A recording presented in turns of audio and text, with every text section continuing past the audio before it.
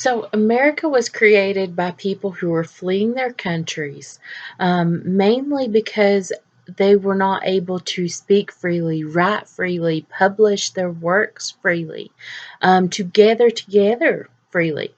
Our founding fathers wanted to ensure that all of these early persecutions are not taken lightly and that our rights were fully protected.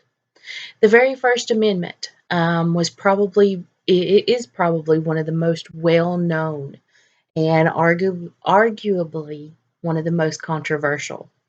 I believe it is one of the most influential amendments inside of our Bill of Rights. It says that Congress shall make no law respecting an establishment of religion or prohibiting the free exercise thereof, or abridging the freedom of speech or of the press, or the right of the people to peaceably to assemble and to petition the government for a redress of grievances. That is, a person can worship how they want, speak their minds, print whatever text they want, gather together and form a petition to the government for whatever needs they feel they have. It is very important to note that this is all within reason. Of course, you can't go into a movie theater and yell fire if there's not an actual fire, because that presents a danger to a larger population. But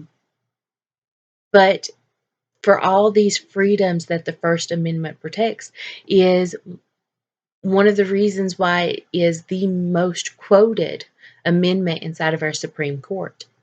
So before I get started into the court cases, if you want to look farther into those, check out the two links that I provided. The ALA, American Library Association, has a great list of brief descriptions of each of the cases, and Wikipedia does have a list of all of the court cases for the First Amendment. But many of our Supreme Court cases were argued using the First Amendment and several aspects of the First Amendment, such as Evans v. the Union High School District of Fresno County inside of 1924.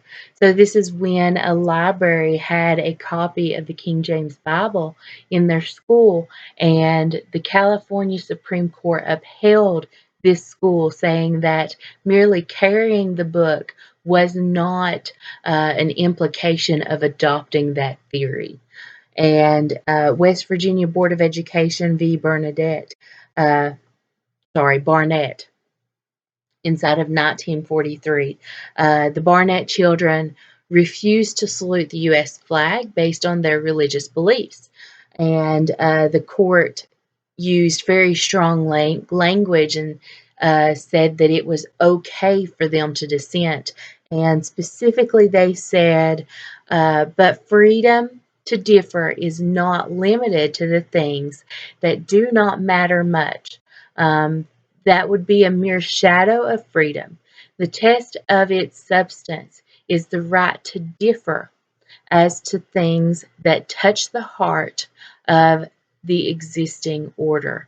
If there is any fixed star in our constitutional constellation, it is that no official, high or petty, can prescribe what shall be orthodox in politics, nationalism, religion, or other matters of opinion, or force the citizens to confess by word or act their faith therein. If there is any circumstance which permit an exception, they do not occur to us. And I think that's very important for us to remember today, that no matter what it is, we have the right to disagree. So in these two court cases that I pointed out, there are hundreds of others that go back far uh, go back to at least the 1860s. Just a few of the major issues include religion, polygamy, limits on speech, and how to protest. It's been over 100 years since this amendment was adopted, and yet we still quote it and argue it nearly daily.